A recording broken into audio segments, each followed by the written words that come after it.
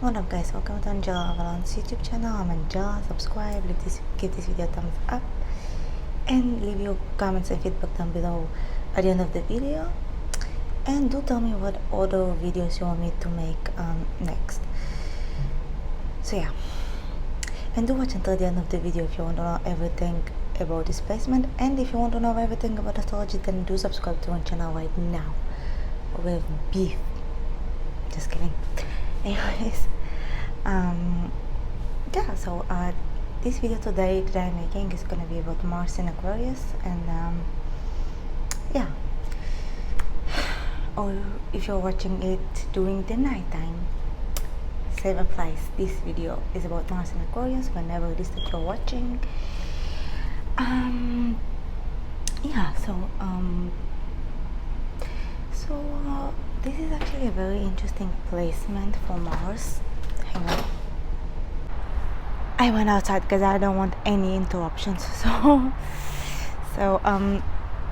so Mars in Aquarius, it is a rather interesting placement for Mars. I am familiar enough with this energy personally, and precisely that's why I was inspired to make this video. I'm actually feeling very passionate about it right now.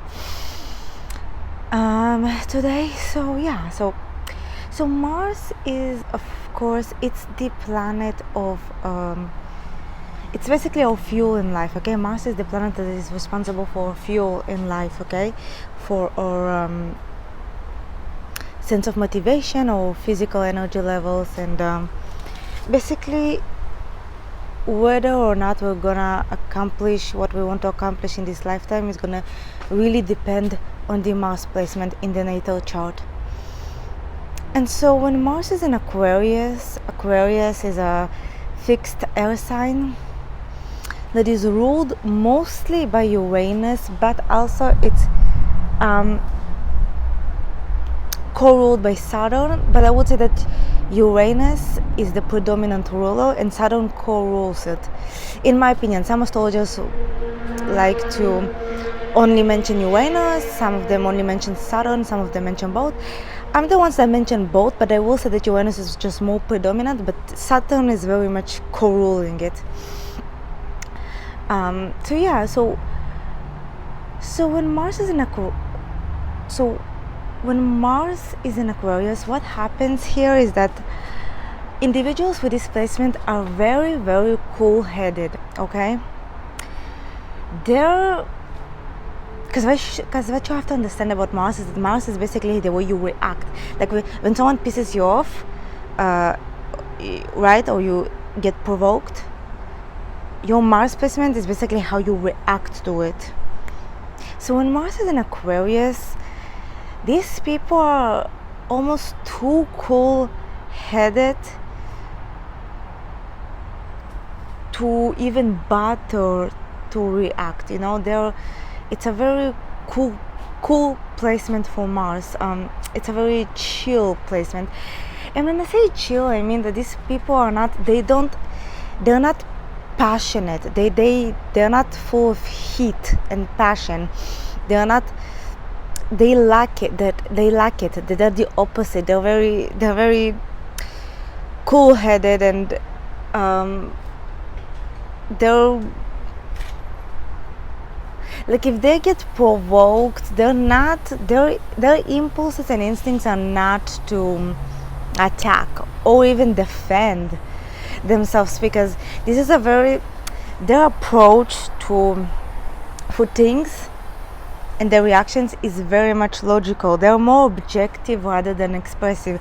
Actually, these people are not expressive at all, I would say. They're almost not expressive at all. And because Mars is such a predominant, like, anywhere that Mars falls is going to be very predominant in the chart. It's in some cases it might even overrule the moon placement. It depends on the signs and the involved and the aspects. So when Mars is in Aquarius, let's say you provoked a Mars in Aquarius. They're not gonna go after you because they don't want to give you that satisfaction, that's not even going to be the reason, because some signs that can be the reason. But no, with Mars here, they're not gonna do that. They're not gonna go after you because it's like almost like it's like below them. It's like, oh, you're too stupid for them to even do that, you know what I mean? It's you would, it might sound like it comes from an egotistical place, and partially it is, but it's more like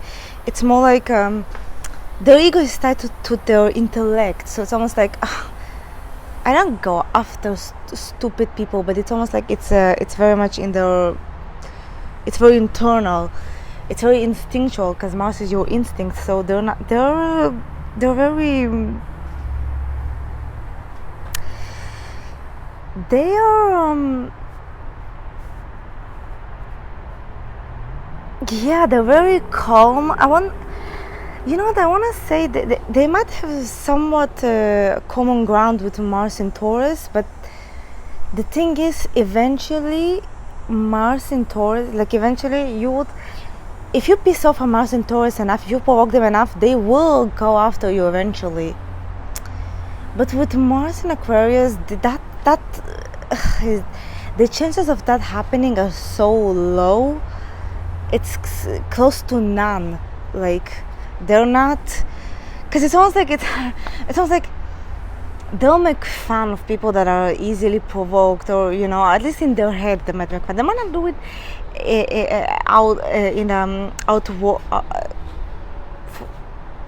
they might not like show it on this, like many times they will make fun of people who, first of all, they might make fun of people in general. Many times in their head they would like, but especially people that get provoked easily, they might see these people as weak or something, but in their head, right, they might not even express it. Like I said, these people are barely expressive. They're not expressive, they're not passionate, they're not full of heat, they're full of logic, and they,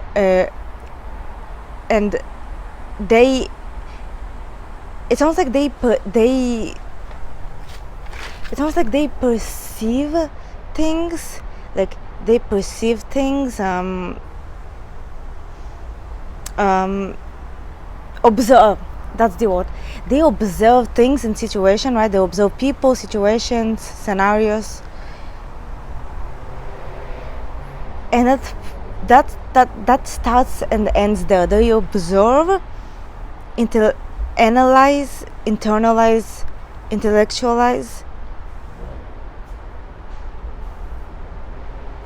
and that's it. There's not much more to them. And the reason why it's like that is because, like I said, it's because of the lack of passion.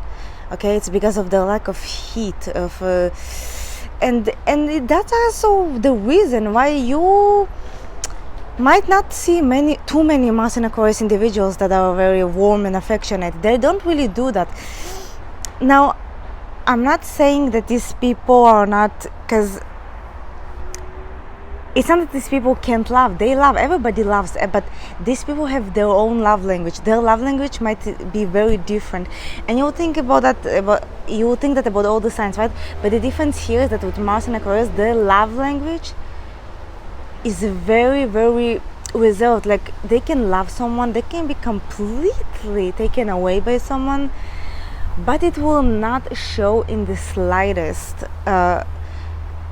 One example would be is actually it's the one person I know with this placement currently is actually my brother's girlfriend. She has Mars in Aquarius, and she's and he would tell me things, because like I don't know her that well, but even the few times that I did see her, it was enough for me to see that Mars and Aquarius energy play out. But after what, like, my brother would tell me, after the stories my brother would tell me about her, it would even make more sense. She's like a very classic example for Mars and Aquarius at its best. Like she's not expressive at all. Like it's okay. So if a heterosexual female has a Mars in Aquarius, and let's say she's in a relationship, let's say she's in a committed relationship, she can even be engaged. Okay, it can go this far, like can go as far as her being engaged. But here's the thing, like because Mars is how you express yourself, it's basically your sense of self-expression. She's not gonna be very, she's gonna stand out from all the other females because she's not gonna be very, like for example, let's say that her fiance made a romantic romantic dinner surprise kind of thing, right? Or maybe like took her on vacation, whatever, something like that, right? Let's say he did something romantic and nice for her. What's gonna happen is that she will really appreciate it, but it's almost like no matter how appreciative and in love she's going to be, she is, right? It will not show. It is a very interesting placement for Mars because these people can be, it's almost like it's internalized, like they're more in their mind than in their body, and Mars also rules the body. So having Mars in here is almost like these people they don't operate in their body, they operate in their mind. They are very logical, they're ruled by logic. They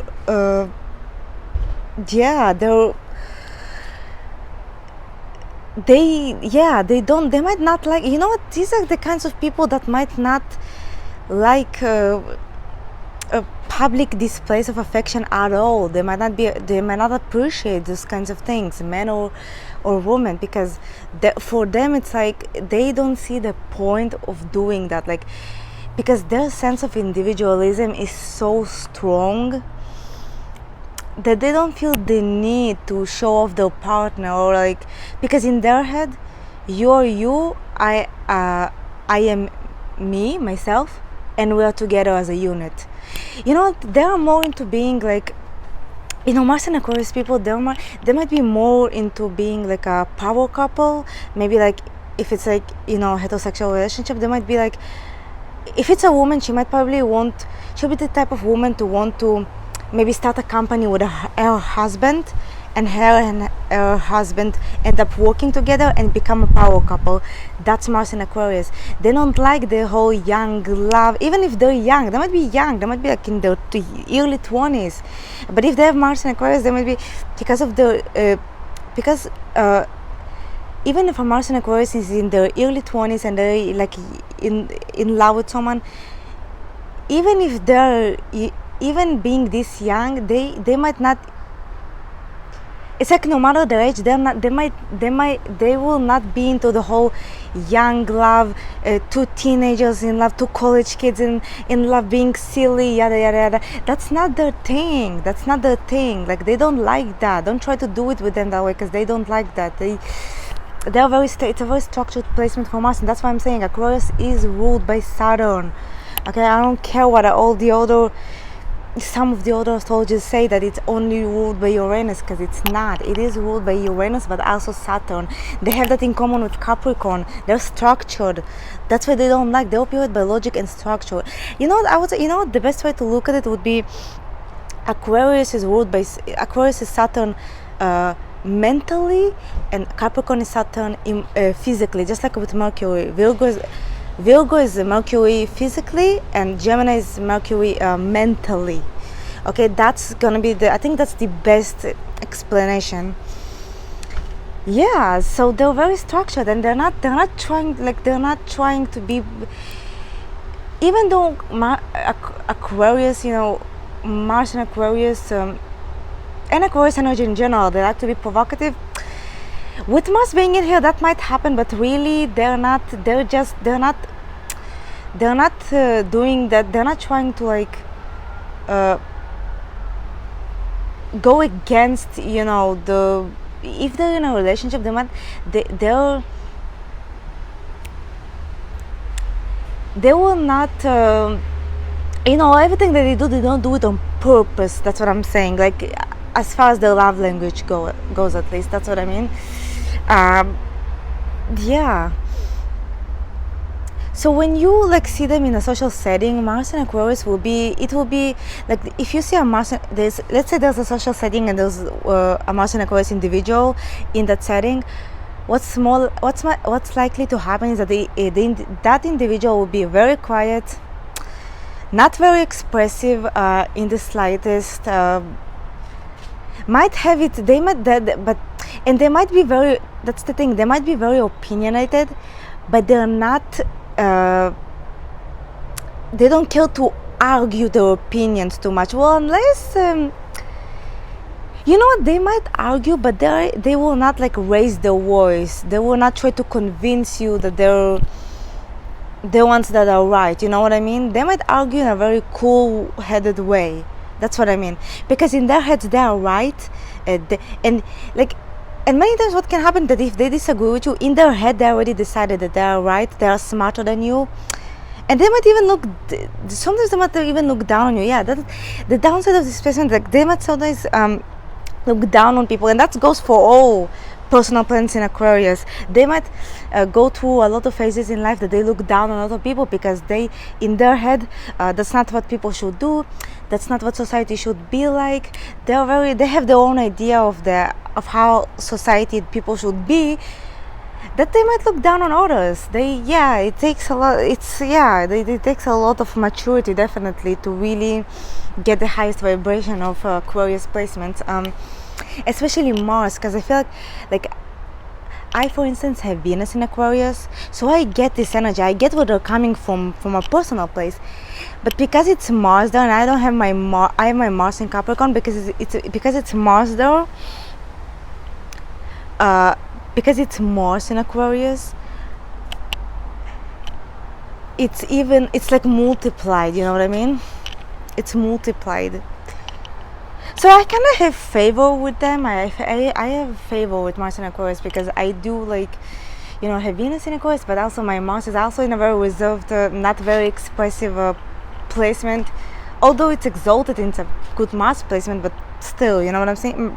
You know what I mean? So I have favor with this place, with these people, but yeah, it's a very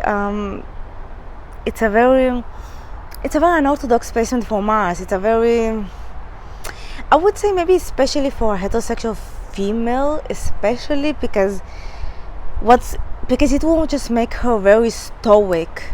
And the thing is, she might have feminine placements, right? Like this woman that I mentioned earlier, my brother's girlfriend, she has Moon in Taurus, Venus in Scorpio, and she has her Mars in the 12th house. So she is very feminine. You can tell she has a soft voice, but she's just not expressive. She says, and also another thing about these people is that they might, depends on the Venus placement and the Moon placement, they might value, monogamous relationships, but they might want that monogamous, committed, romantic relationship.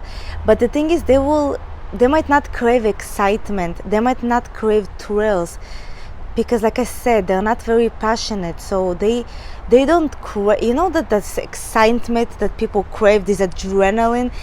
Yeah, they don't crave that. So if you're paired with a Mars in Aquarius and you are like the opposite, you crave thrills, you crave excitement, you crave affection, like physical affection, they might not be a good match for you, because these people don't do physical affection, because Mars is also how you operate, physically, in all kinds of senses. So these people are not into physical touch too much, physical affection. The whole lovey-dovey scenarios, they're not for them. They are not into that. They might even be tuned off a little from things like that, because, like I said, they live in their mind, not in their body. So yeah, it is. it does make for some very smart individuals, though. It's a very intelligent placement to have in a natal chart. A lot of Aquarius placements are like that. Any personal placement in Aquarius, especially Moon, Mars, Venus, is gonna make for some very intelligent individual, probably even more than the average. They might have like above average intelligence, because Aquarius is like the higher octave of Gemini. Like Uranus is like a higher octave of Mercury. So usually those people are very, very smart. Like they might that's going to be the last element I mentioned in this video as I end this video. The reason why personal placements, personal planets in Aquarius makes for a very intelligent individual, and it's a good, having especially the Moon, Venus or Mars and Mercury, right? Yeah, having Moon, Mercury, Venus or Mars in Aquarius is a very good candidate for a potential genius or for a future genius. Why? Because Uranus, the predominant ruler of Aquarius, it rules the future. Like a lot of the things that we have right now, actually the way that the world even developed in the last centuries had a lot to do with Uranus and Aquarius energy, and people that had predominant Aquarius energy in their chart.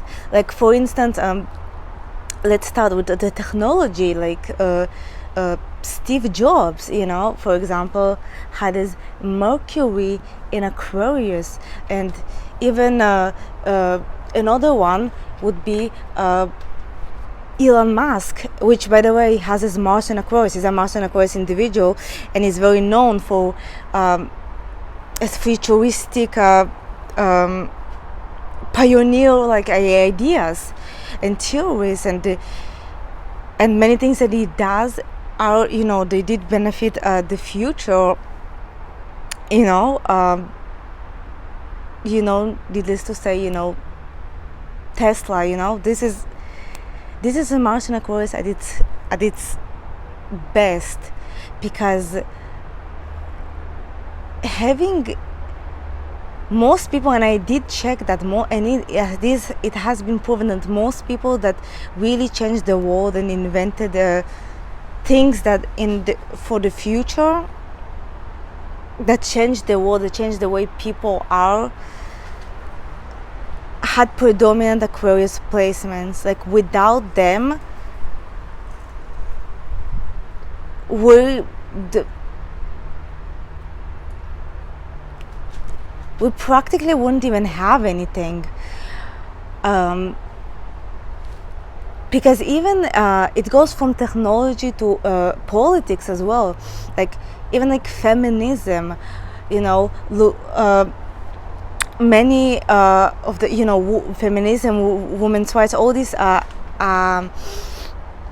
all of these activism groups, they have been ruled by people who had predominant Aquarius placements, because that's what Uranus rules. It rules the future, okay?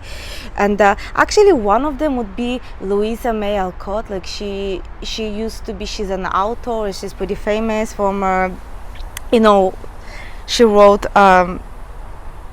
Little Woman. It's like one of the most famous American literature, and she was also very known for activism, and she was a great feminist, and she had the Moon in Aquarius. That's what I'm saying, you guys. This Aquarius energy is is the energy that he invented the future, and continues to invent the future. As we move forward. We wouldn't have an iPhone, smartphones without this energy. Sustainable energy, like the computers, we wouldn't have all of that without Uranus and the predominant Aquarius energy. So this is what I feel like nobody says. Like there's only one astrologer that mentioned it, and her name is Lada Dancheva, And except her, nobody mentions this. I don't know why. Yes, Aquarius Uranus, it rules the future. And yes, I do get why a lot of people complain, or at least some of them, so just complain about displacement, but they don't mention that displacement rules the future. Literally the future. I would not be able to film this video if it wasn't for people before me that had predominant Aquarius energy. And maybe it takes someone like me who is not only seasoned in astrology but also has a predominant Aquarius energy that I understand and I can be appreciative of this energy because I carry it with me, that I understand like how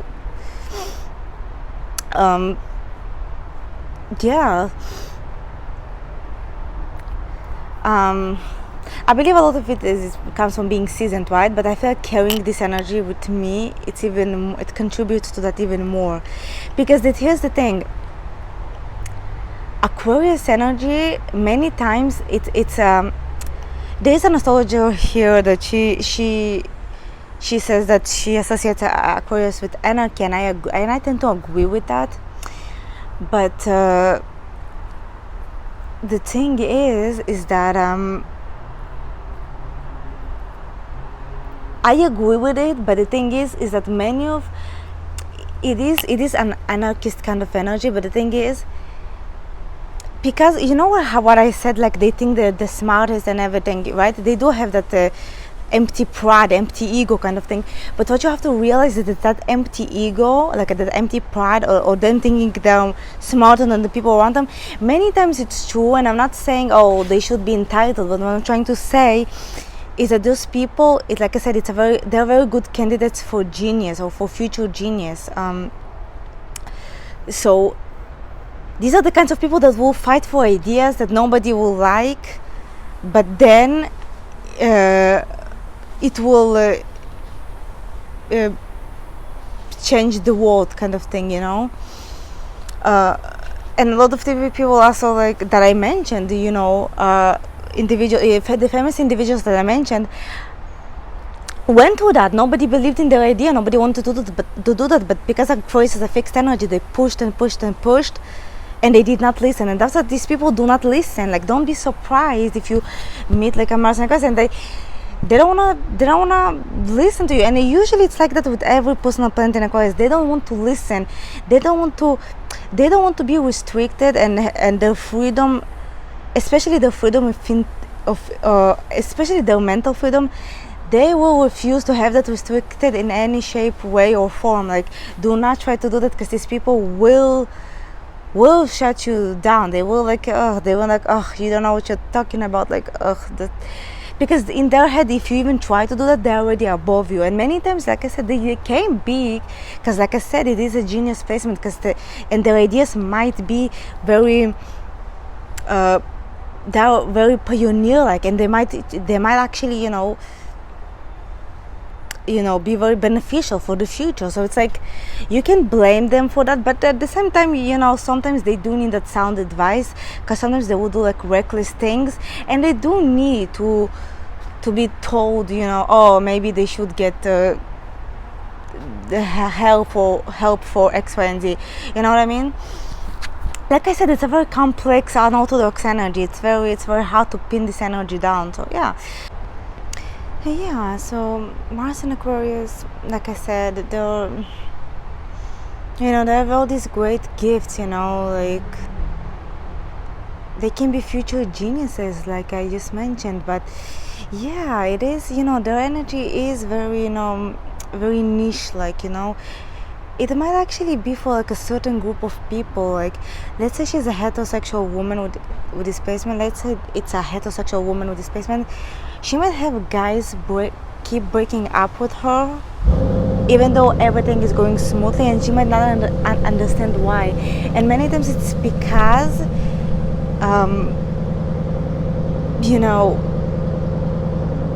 it's because this kind of energy will only go with certain kinds of people, even though, and this is like the irony of displacement, because even though it's a niche energy, it will only go for certain kinds of people.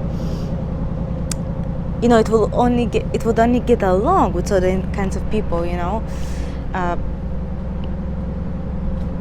chemistry wise. But the thing is, yet and it can be very isolating for them. They can find themselves sometimes pretty isolated, and yet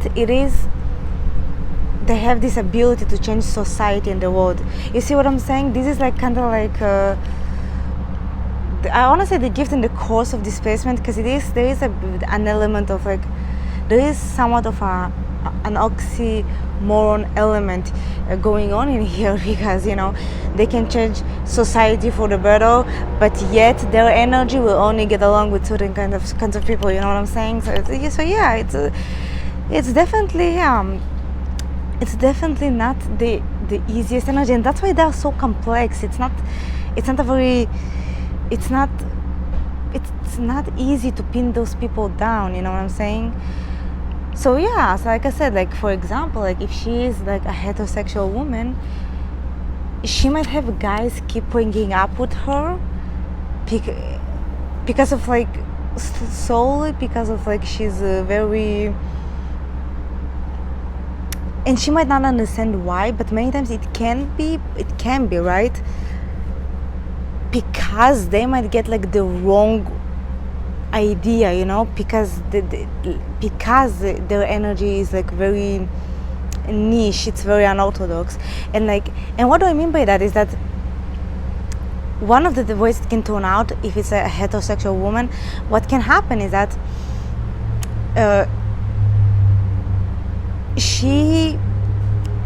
they don't like to be spontaneous, right? They don't like to be spontaneous. They don't really like. They are unpredictable, but they don't really like classic being spontaneous in a classic sense. Because, like I said, they don't like to be silly. So if you try to fool around with them, like if you try to especially with two young people, like they're like a couple, like a young couple, they're cooking and they're like getting each other like. They're getting maybe a whipped cream on each other, and they're trying to bake something and it burned or whatever. This silliness, right? Or let's say that they're or let's say even like suggesting things like, oh, let me order something for you and you order something for me and we can surprise each other. Nope. That does not, they do not like that. They don't like, and this is what I'm saying, like they don't like being silly, they don't like being, it's like the way that they like to be unpredictable is in a larger sense, like in an intellectual larger sense. That's why I mean by genius levels. They have genius level kind of intelligence, but it's only the intellectual realm. It's not on the romantic realm in 3D kind of, in a physical kind of sense, you know what I mean? So if you try to do, so they might not want to be silly. So it might be even a bit, I wouldn't say it's a bit harder for a girl, because I feel like for a man, if he's stoic, it might even, the potential for a stoic man be deemed as attractive is kind of like higher than a woman, right? Because she might be stoic in a sense, and again, with this placement combined with some, depends on the rest of her chart, she can be feminine, but this stoic part of herself might be for her downfall, because she'll be, like I said, they don't like to be expressive, they don't like silliness, they don't like to play around, they don't like they're very much for themselves kind of thing. So so being in a romantic relationship, especially when you're young, with them might be different, and it's gonna be, I would say, I'm not saying it's not gonna be difficult for a man, it might be and it can be, right? But for a woman, for a young woman, I would say, like heterosexual, right? I would say it's even harder. Only because I've seen it, you guys. I've seen this happen. That's why I'm saying that I think it's harder, because I've seen how it plays out, and it's not for her benefit, okay? Trust me, that it's for her downfall. So, and that's the thing, they can't help it, because that's their nature, Mars is your nature, so they can't help it. So it's like they can't change it, and you see what I'm saying? Yeah, and the thing is, they might not even see why they need to change, because they're so logical. They're like, oh, but everything is going great. Oh, but everything.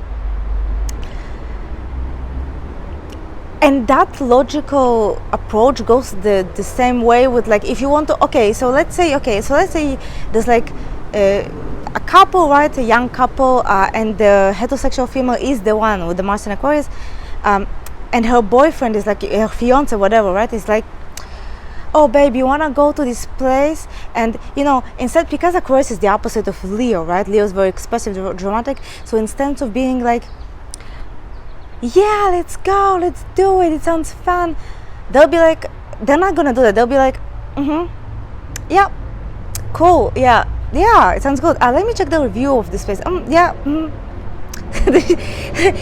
They're not, like I said, they're not passionate, and it's not like they don't care. It might seem like they don't care or they don't like it. It's not that. It's just that they don't like being all, you know, fire. They're not fiery. It's not that they don't even like it, but they're not fire. They don't carry fire with them, because Leo is the opposite of Aquarius. So if Leo is very dramatic and expressive, Aquarius is the opposite of that. I would say the only thing they have in common is their fixed nature and their pride. Only with Aquarius it's an empty pride, and with Leo they need constant attention and validation for their pride, to maintain their pride. So yeah, so it's probably going to be a longer video, but in a way, you know, people might have been wanting me to do the videos because you guys never say what you want me to make the videos about, so say it, okay? So comment down below, give this video a thumbs up, subscribe, donate to one of the links. That will be very helpful to me. And also, like, if you want a reading, just, you know, everything, all the links and everything are down in the description below. And if you want a discount, just email me with a price with a discount price, and I might take you up on that offer. So yeah, see you guys in the next video. Peace.